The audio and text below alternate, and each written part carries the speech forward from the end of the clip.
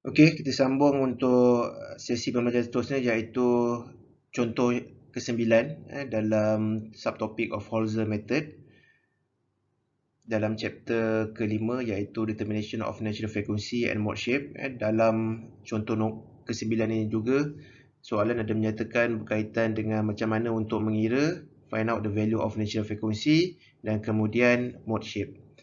Okey, diagram masalah telah diberikan iaitu 3x3 matrix. Dalam ni ada J1, J2, J3 dan in between J1 dengan J2 ada KT1 dan between J2 dengan J3 ada KT2. Dan apa yang para pelajar perlu cari dalam case Holzer method, para pelajar perlu menilai value of theta 1, theta 2 dan theta 3. So yang ini adalah perkara yang paling penting sekali. Dengan indikator yang diberikan KT1 adalah equals to 10 to the power of 6, KT2 adalah 2 to the power of 10 to the power of 6, and then J1 equals to 50, J2 equals to 100, J3, sorry, this you need to correct, this is not a J1, this is a J3 equals to 200 meter power of 2 kg. Dan dalam Holzer method, para pelajar, seperti yang para pelajar saya maklumkan pada video yang sebelumnya, di mana dalam Holzer method kita perlu memberi satu value ataupun dinamakan sebagai trial value for omega. So untuk case ni, dalam soalan ni telah diberikan omega dan dia try for 1 to 6 radian per second.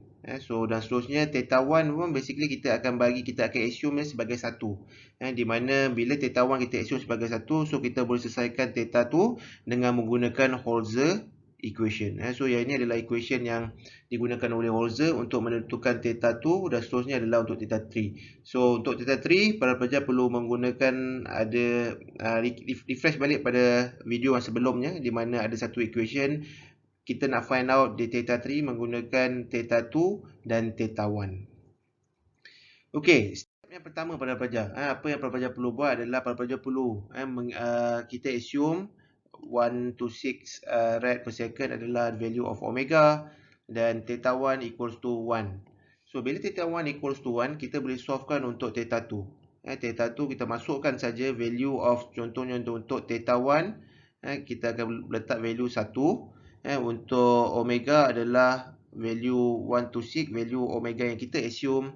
J1 adalah dalam soalan diberi 50, theta 1 is 1 dan dalam soalan KT1 adalah 10 to the power of 6. Jadinya para pelajar, untuk case macam mana para pelajar nak mencari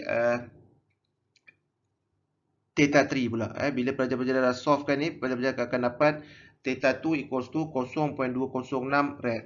Make sure nilai hendaklah diletakkan pada setiap numerical value. So dan lagi satu saya nak ingatkan pada pelajar perlu tukar mode scientific calculator kepada mode radian. Basically dalam scientific calculator para pelajar akan menggunakan mode degree, tapi tukarkan kepada mode radian. Okey, seterusnya macam mana nak cari value of theta 3? Theta 3 para pelajar perlu menggunakan equation pada video yang sebelumnya, iaitu di mana theta 3 equals to theta 2 minus omega 2 divide by K2 and then MOJ1 equals to theta 1 plus J2 equals to theta 2. Yang ini para pelajar boleh lihat balik, boleh refresh balik pada video sebelumnya, video yang saya terangkan berkenaan dengan Holzer spring mass system. Okey, theta 2 telah dapat daripada soalan daripada jawapan untuk penyelesaian daripada menggunakan kaedah Holzer. Dan omega, basically omega ni para pelajar ambil daripada value of 1 to 6 rad per second.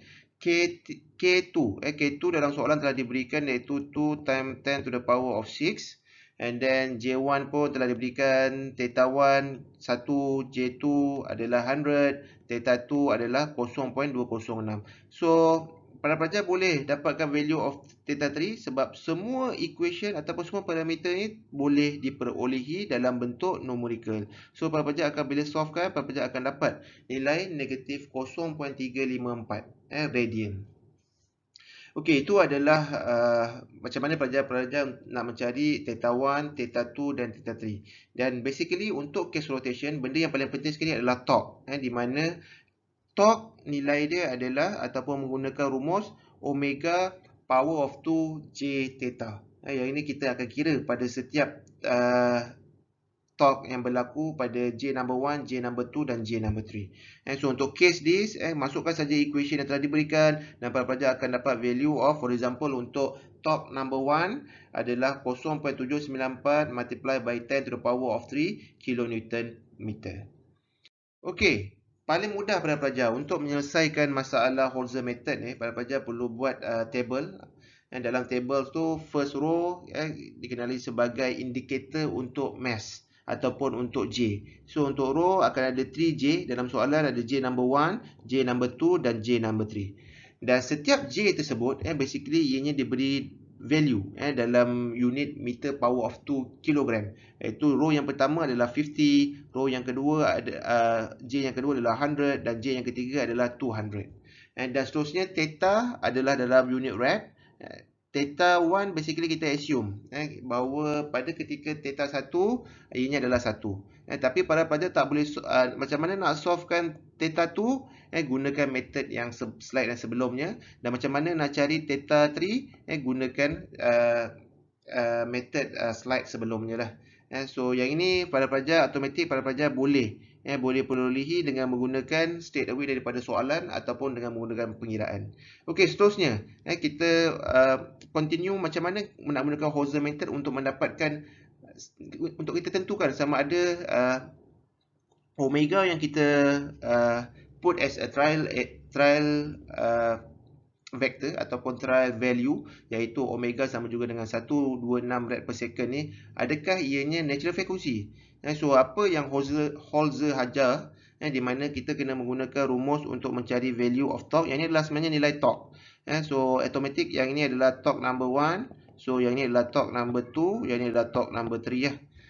So kemudian apa yang pelajar perlu buat bila dah dapat nilai torque untuk T1, so torque dia adalah 0.794 10 to the power of 3. So macam mana nak mengira summation untuk torque 2? Para pelajar perlu tambahkan numerical 0.794 dengan 0.327 10 to the power of 3. Jadinya para pelajar akan dapat nilai 1.121 10 to the power of 3. Dan seterusnya macam mana para pelajar nak dapatkan summation total untuk case tersebut. Para pelajar perlu menambah hasil 1.121 dengan negatif 1.124 10 to the power of 3. So para pelajar akan dapat negatif 0.003 10 to the power of 3. So ikutkan di sini ianya menghampiri value 0. So seperti yang Holzer maklumkan bahawa bila ada torque, summation of torque equals to 0. Jadi kita assume bahawa omega yang kita gunakan sebagai trial ataupun sebagai apa omega yang kita assume itu adalah natural frequency. So yang ini kita boleh consider dia sebagai natural frequency bila mana summation of torque close to 0. So yang ini kita consider sebagai first mode. First mode dia adalah mode yang ini lah. Apa natural frequency ataupun mode shape? Kita akan dapat theta sama juga dengan 0.206 negatif 0.354. So yang ini dinamakan sebagai mode shape. Untuk case omega equals to 126 radian per second. Okey, seterusnya sebab Holzer ni dah nyatakan bahawa kita perlu try and error. So kita try untuk omega equals to 150 radian per second. So untuk case tersebut, bila pelajar buat, gunakan method yang sama seperti table yang sebelumnya. Setiap row ada 3 row, untuk J number 1, J number 2 dan J number 3. Yang ini adalah indikator untuk J1, J2 dan J3. Dan kita assume benda yang sama untuk theta 1 is 1. Kemudian kita gunakan equation yang sama, kita akan dapat value of theta 2. Dan seterusnya kita gunakan equation yang saya ajar pada slide sebelumnya, kita akan dapat value of theta 3. So gunakan method yang sama, kita akan dapat value yang ini dulu. Kemudian kita akan anjakkan di summation.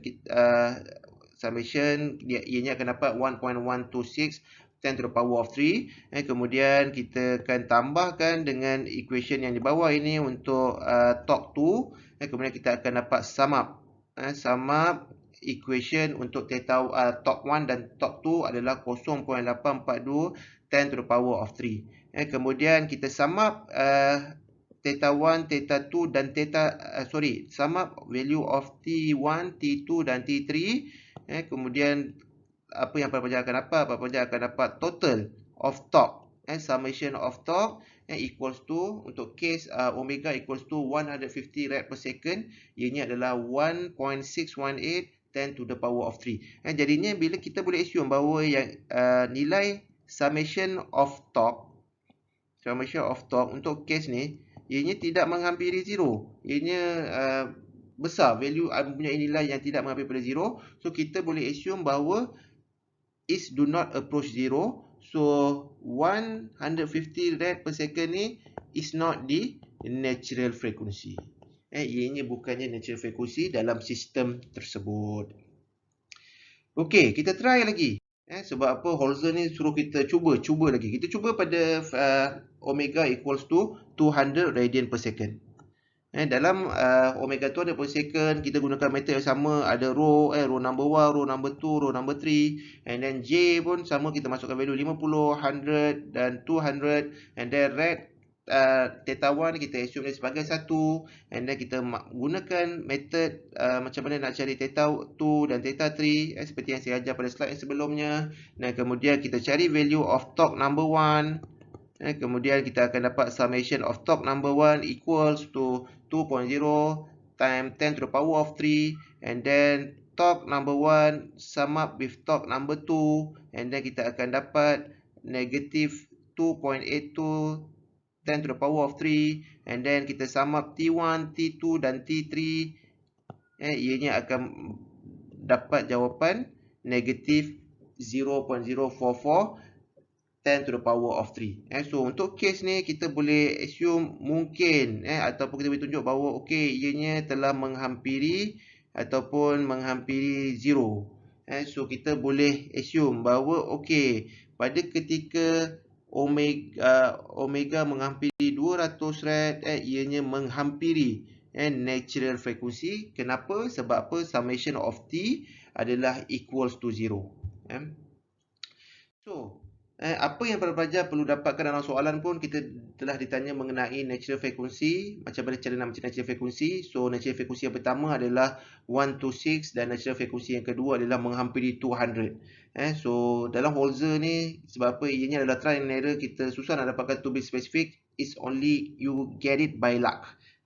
Either dalam soalan dia akan bagi kamu value of omega, either you need to try it, is it the natural frequency or not. Okey, dalam soalan juga ada nyatakan tentang mode shape. Macam mana nak wujudkan, nak create the mode shape. So kaedahnya sama para pelajar. Kita akan nyatakan ada paksi X dan paksi Y. Paksi X basically adalah mass location . So yang ini adalah mass J number 1, this will be J number 2 dan this will be J number 3. Dan amplitude pula, ianya adalah kaitan dengan theta. Okey, so first kalau saya tukar saya punya ni dengan warna kuning, so di mana yang ini adalah line line untuk 1 to 5. Kalau pelajar lihat tadi 1 to 5 ianya adalah line ni dah. Saya padam. So 1 to 5 basically adalah line 1, J1, J2 adalah 0.206 dan J3 adalah negatif 0.354. So yang ini adalah mode shape lah. Okey, untuk pada ketika menghampiri omega sama juga dengan 200. Saya tukar warna purple.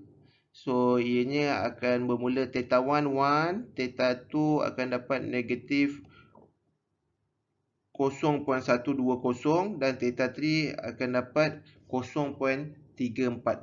So value-value, sebenarnya value-value untuk mode shape ni para pelajar boleh tentukan straight away dapat daripada theta 1, theta 2 dan theta 3.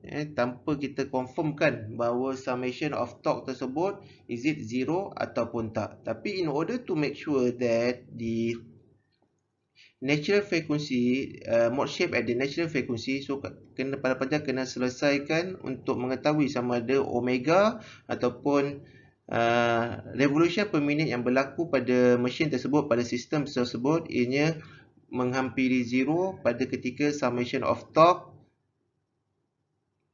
jumlah hasil tambah semua torque pada setiap mass menghampiri 0 ataupun tak. Jika ianya menghampiri 0, so omega tersebut adalah natural frequency. Jika ianya tidak menghampiri 0, so omega tersebut ianya bukan natural frequency.